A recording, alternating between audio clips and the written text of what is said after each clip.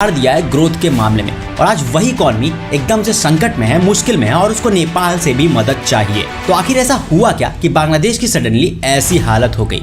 नेपाल के बारे में आज बात करेंगे कि एक नेपाल छोटी सी कंट्री है बट वो हर किसी की मदद कर रही है। वो नेपाल पाकिस्तान की भी मदद की, अभी वो इंडिया की भी मदद कर रहा है और अभी बांग्लादेश आज से 6 महीने पहले जितना ऊपर जा रहा था वही वो उतना नीचे जा रहा है और बांग्लादेश ने नेपाल से मदद मांगी है। इस वीडियो के ऊपर हम रिएक्शन देंगे कि बांग्लादेश नेपाल से किन मामले में मदद मांग रहा है। हम इस टॉपिक के ऊपर बात करेंगे। एक छोटा सा नेपाल कंट्री है, वो कब तक किस किस की मदद करता रहेगा। हम देखते हैं कि बांग्लादेश नेपाल से क्या मदद मांग रहा है।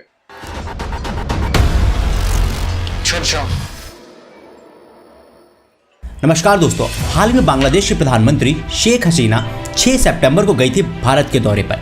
वहां पर उन्होंने भारत के साथ कई कोऑपरेशन पर बात किया, लेकिन वहां पर बात हुई नेपाल की भी और बांग्लादेश के पीएम ने रिक्वेस्ट की इंडिया से नेपाल और बांग्लादेश के लिए, क्योंकि इस समय बांग्लादेश की जो हालत है वो बहुत ज्यादा खराब है और उनको चाहिए नेपाल की मदद। जी हाँ, उनको चाहिए नेपाल की बहुत बड़ी मदद। लेकिन आखिर कारण है क्या? क्योंकि अभी से करीबन 7 महीना पहले ही बांग्लादेश थी दुनिया की फास्टेस्ट ग्रोइंग इकॉनमी, जिसने भारत को और कई बड़े देशों को भी पछाड़ दिया है ग्रोथ के मामले में और आज वही इकॉनमी एकदम से संकट में है, मुश्किल में है और उसको नेपाल से भी मदद चाहिए। तो आखिर ऐसा हुआ क्या कि बांग्लादेश की सडनली ऐसी हालत हो गई और आखिरकार बांग्लादेश को नेपाल से चाहिए क्या, जिसके लिए वो भारत से बात करने गया और आखिर इन सब चीजों के पीछे कारण क्या है, यही है आज के हमारे चर्चा का विषय। तो आखिर बांग्लादेश को नेपाल से चाहिए क्या, ये जानने से पहले हमको ये जानना होगा कि बांग्लादेश की सिचुएशन ऐसी आई कैसे। दोस्तों, ये है बांग्लादेश, दुनिया की फास्टेस्ट ग्रोइंग इकोनॉमी में से एक और आज से करीबन 7 महीना पहले पूरी दुनिया तारीफ कर रही थी बांग्लादेश के स्टेप्स को लेकर। साथ ही साथ वर्ल्ड बैंक ने खुद बांग्लादेश को मॉडल ऑफ पॉवर्टी रिड्यूसर बना दिया था, क्योंकि बांग्लादेश ने अपने देश में पॉवर्टी को काफी अच्छे से रिड्यूस किया, वो भी काफी कम टाइम में। एनालिस्ट का मानना था कि 2041 तक बांग्लादेश एक डेवलप्ड नेशन की कैटेगरी में आ जाएगा और ये सब हो रहा था कुछ समय पहले तक। तब बांग्लादेश काफी अच्छी परफॉर्मेंस भी दे रहा था और काफी अच्छी ग्रोथ भी दिखा रहा था। दोस्तों, आज के समय पर बांग्लादेश में पेट्रोल प्राइस करीबन 40 से 50% तक बढ़ चुका है, यानी कि एकदम से फ्यूल प्राइसेस में आग लग गई। वही आम लोग जिनकी हालत कुछ समय पहले तक काफी अच्छी हो गई थी, सडनली उनकी हालत खराब हो गई। उनके पास पैसे की कमी होने लगी, महंगाई बांग्लादेश में तुरंत बढ़ने लगी। वहीं कुछ समय पहले तक बांग्लादेश की पर कैपिटा इनकम यानी कि प्रति व्यक्ति आय, एक आदमी की आय करीबन $280 ज्यादा हुआ करती थी किसी एक इंडियन आदमी से, यानी कि वो 22,000 ज्यादा रुपए कमाता था किसी एक एवरेज इंडियन से। तो उससे समझ में आता है कि ग्रोथ तो थी, क्योंकि जब पैंडेमिक आया तो दुनिया भर की जीडीपी माइनस में थी, तब भी बांग्लादेश की जीडीपी ने पॉजिटिव ग्रोथ दिखाई थी करीबन 3% की, जो कि एक बहुत बड़ा नंबर था उस टाइम पर। तो अगर ये सारी एनालिसिस और डेटा अगर सही था और पॉजिटिव था तो गड़बड़ कहां पर हो रही थी। तो बांग्लादेश की सरकार ने 2009 के बाद से कई बड़े प्रोजेक्ट्स पर काम करना शुरू कर दिया। उन प्रोजेक्ट्स में काफी ज्यादा करप्शन हुआ, साथ ही साथ उनमें बहुत ज्यादा डिले हुआ। तो जो लागत थी प्रोजेक्ट की वो 1 गुना 2 गुना नहीं, करीबन 3-4 गुना बढ़ गई उन प्रोजेक्ट्स की। दूसरी चीज तो ये भी हुआ कि कई लोग हजारों करोड़ का लोन लेके बैंक से भाग गए और ये सारा करप्शन कहीं ना कहीं जनता को ही पे करना पड़ता है। तीसरी चीज आई काफी ज्यादा लोन। बांग्लादेश की सरकार ने 2020 में ही पैंडेमिक के दौरान ही वैक्सीनेशन के लिए कई $मिलियन का लोन लिया और ये IMF और वर्ल्ड बैंक जो भी लोन देते हैं उन पे इंटरेस्ट अच्छा खासा चार्ज करते हैं। तो कहीं ना कहीं बांग्लादेश के ऊपर एक अच्छा खासा इंटरेस्ट उसका भी आता रहा। साथ ही इसमें चाइनीज प्रोजेक्ट और चाइनीज लोन भी काफी ज्यादा इन्वॉल्व था। साथ ही साथ 2022 में अभी हाल ही में बांग्लादेश ने IMF से लोन की मांग की है, क्योंकि बांग्लादेश के पास भी काफी कम पैसा बचा था खर्च करने के लिए, यानी कि बांग्लादेश काफी पहले से लोन ले रहा था और उनके इंटरेस्ट भी बढ़ते जा रहे थे, जो कि बांग्लादेश शायद पे कर देता। लेकिन प्रॉब्लम शुरू हुई 2020 के बाद से पैंडेमिक की। जब से पैंडेमिक शुरू हुई तब से बांग्लादेश के ऊपर असर पड़ना शुरू हुआ।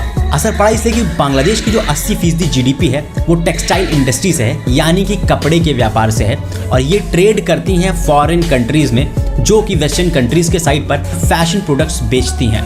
यानी कि जो सारा ट्रेड होता है वो कपड़ों का होता है और टेक्सटाइल्स का होता है और इससे बांग्लादेश काफी ज्यादा मुनाफा कमाता है।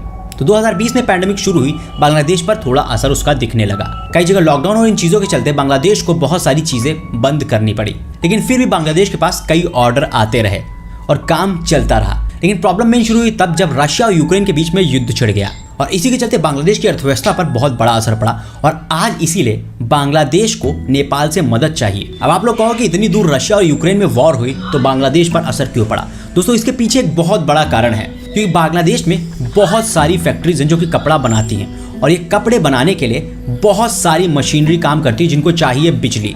और बांग्लादेश की इस बिजली बनाने के प्रोसेस में ही उसके पतन का कारण छिपा था, क्योंकि बांग्लादेश की सरकार को चाहिए थी बहुत सारी बिजली इन कंपनीज को चलाने के लिए। तो बांग्लादेश की सरकार ने करीबन 7.1 बिलियन पैसे खर्च किए और प्राइवेट कंपनी से कहा कि जल्दी से बिजली बनाने के तरीके ढूंढो और फटाफट से बिजली बनाओ, जिसमें इन प्राइवेट कंपनीज को भी बांग्लादेश की सरकार ने काफ़ी अच्छी टर्म कंडीशन दे दी कि अगर हम आपसे बिजली खरीदेंगे भी नहीं तब भी आपके इंफ्रास्ट्रक्चर के पैसे ज़रूर देंगे, और वो आपको साल दर साल देते रहेंगे, और बिजली खरीदेंगे उसका पैसा तो देंगे ही देंगे। तो बहुत सारी प्राइवेट कंपनी लग गई फटाफट से बिजली बनाने में। जो सबसे सरल और सबसे आसानी से बिजली प्लांट खुल सकते हैं सबसे जल्दी, वो प्राइवेट कंपनी खोल सकती थी नेचुरल गैसेस के। तो उन्हीं नेचुरल गैसेस से चलने वाले बहुत सारे पावर प्लांट खुल गए बांग्लादेश के अंदर, जिससे बहुत जल्दी और बहुत सारी बिजली बनने लग गई बांग्लादेश में, और उस बिजली को यूज में लाया गया बहुत सारी इंडस्ट्रीज को चलाने के लिए। और इसी के चलते कुछ महीने पहले ही बांग्लादेश के हर एक कोने में भी बिजली पहुंच चुकी थी। तो आप समझ सकते हैं कि बहुत सारे प्राइवेट कंपनीज के पावर प्लांट चल गए जो कि नेचुरल गैसेस पर बेस्ड थे। बताया जा रहा है कि 63% जो बांग्लादेश की बिजली है वो बन रही थी नेचुरल गैसेस से। और यहाँ पर प्रॉब्लम शुरू हुई तब जब रशिया और यूक्रेन के बीच में युद्ध छिड़ गया। अब रशिया और यूक्रेन के बीच में युद्ध के चलते नेचुरल गैसेस के प्राइस बढ़ गए, क्योंकि रशिया के ऊपर लग गया बहुत सारा सैंक्शन, और दुनिया की करीबन 40 से 50% जो नेचुरल गैसेस है वो रशिया ही सप्लाई करता है, जिसके चलते फटाफट से नेचुरल गैसेस के प्राइसेस पूरी दुनिया में बढ़ गए और बांग्लादेश की बिजली प्रोडक्शन बिल्कुल कम हो गया, क्योंकि नेचुरल गैस उसको मिल ही नहीं रही थी, और मिल रही थी तो बहुत महंगे दामों पे मिल रही थी जो कि वो ले नहीं सकते बिजली बनाने के लिए। अब हुआ है कि बांग्लादेश में इंडस्ट्रीज ठप हो गई क्योंकि बिजली की कमी थी, बिजली थी नहीं, जिसके चलते जो उनको ऑर्डर्स मिल रहे थे वो पूरा नहीं कर पा रहे थे कपड़ों के। एक बार इंडस्ट्री बंद हुई, बहुत सारा पैसा गया, बहुत सारे ऑर्डर गए, जिसके चलते पूरी इकोनॉमी ठप पड़ गई। और ऊपर से बांग्लादेश की सरकार को उन प्राइवेट कंपनी के कॉन्ट्रैक्टर्स को भी खाली इंफ्रास्ट्रक्चर के भी पैसे पे करने थे, जो कि आज भी पे करने हैं। तो कहीं ना कहीं सरकार के ऊपर एक एक्स्ट्रा बर्डन भी आ गया, ना ही बिजली बन रही है, ना ही इंडस्ट्रीज में बिजली पहुंच रही है। और बांग्लादेश की इकोनॉमी जो 80% ट्रेड पर चल रही थी वो भी पूरी तरीके से बंद हो गई, जिसके चलते ही बांग्लादेश में अचानक से फ्यूल प्राइसेस बढ़ गए 50% तक और सारी चीज़ें महंगी हो गई। और इसीलिए बांग्लादेश को अब पुख्ता मदद चाहिए, क्योंकि वो टेम्परेरी मेथड जो कि बिजली बनाने के थे वो कहीं ना कहीं बांग्लादेश के फेल हुए। और इसीलिए बांग्लादेश चाहता है नेपाल की मदद, क्योंकि बांग्लादेश जानता है कि नेपाल के पास बहुत सारी हाइड्रो पावर है जो कि पूरी गर्मी के टाइम पर नेपाल में काफ़ी ज़्यादा होती है। नेपाल सरप्लस बिजली बनाता है जो कि उसके यूज़ की भी नहीं होती है, और हमेशा वो सरप्लस बिजली रहती है। नेपाल के कई और हाइड्रो पावर प्रोजेक्ट भी लग रहे हैं जिससे कई और मेगावाट बिजली बन ही रही है। और बांग्लादेश ने भी नेपाल के हाइड्रो पावर प्रोजेक्ट्स में अपना इन्फ्लुएंस दिखाया और अपना इन्वेस्टमेंट किया है, क्योंकि बांग्लादेश जानता है कि यह हाइड्रो इलेक्ट्रिक पावर उसकी इंडस्ट्रीज को बहुत अच्छे से ग्रो करने में मदद करेंगी, और ये तरीका कहीं ना कहीं टेम्परेरी नहीं होगा। और इसीलिए बांग्लादेश चाहता है नेपाल से बिजली, क्योंकि नेपाल के पास इंडस्ट्रीज नहीं है लेकिन बांग्लादेश के पास इंडस्ट्रीज है, लेकिन बांग्लादेश के पास बिजली नहीं है और नेपाल के पास बिजली है। तो कहीं ना कहीं यहाँ पर होगा नेपाल और बांग्लादेश के बीच में इलेक्ट्रिसिटी ट्रेड, जिसके लिए ही दोनों देश को चाहिए एक ट्रांसमिशन लाइन जो कि इंडिया से होकर जाएगी। और इसीलिए शेख हसीना इंडिया आई थी तो उन्होंने नेपाल के ऊपर बात की और साथ ही साथ बात की नेपाल और बांग्लादेश के बीच में ट्रांसमिशन लाइन की, और इंडिया से आग्रह किया कि इस ट्रांसमिशन लाइन का निर्माण शुरू करवाया जाए, जिससे चलते बांग्लादेश को काफ़ी ज़्यादा सहूलियत होगी और नेपाल को भी इससे बड़ा फ़ायदा होगा, क्योंकि बांग्लादेश को बिजली बेच पाएगा नेपाल। तो यही थी वो प्रॉब्लम जिसके लिए बांग्लादेश को चाहिए नेपाल की मदद।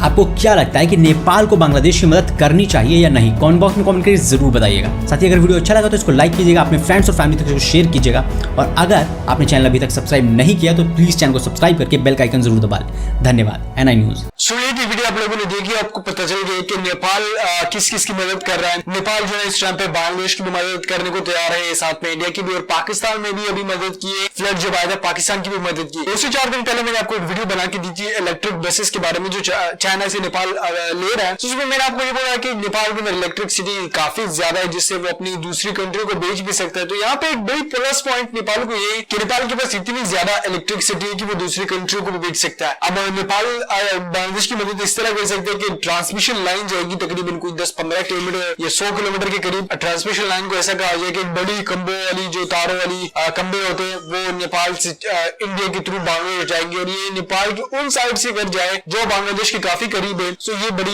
जबरदस्त होगी और इससे ये है कि यार नेपाल जो है ना वो काफी इस चीज को मतलब प्लस होगा, नेपाल की काफी मदद हो जाएगी क्योंकि नेपाल की भी मदद होगी क्योंकि वो अपनी इलेक्ट्रिसिटी बेच रहा है तो उसको भी काफी फायदा होगा और साथ में बांग्लादेश की भी होगी कि जो इसकी इंडस्ट्री बंद है वो सारी इंडस्ट्री चल जाएगी और उससे बांग्लादेश फिर से अपनी आपको ग्रो करने की कोशिश कर जाएगा। साथ में पहले जो कंट्री ऊपर जा रही थी वो नीचे की तरफ आ रही है। वो सारी डिटेल आप लोगों को देखी कि किस वजह से ये कंट्री इतनी डाउनफॉल पे जा रही है और इसके रीजंस क्या थे। अगर वीडियो देखी आपने तो उम्मीद है कि अच्छी लगी होगी, अच्छी लगी तो लाइक शेयर और सब्सक्राइब कर सकते हैं।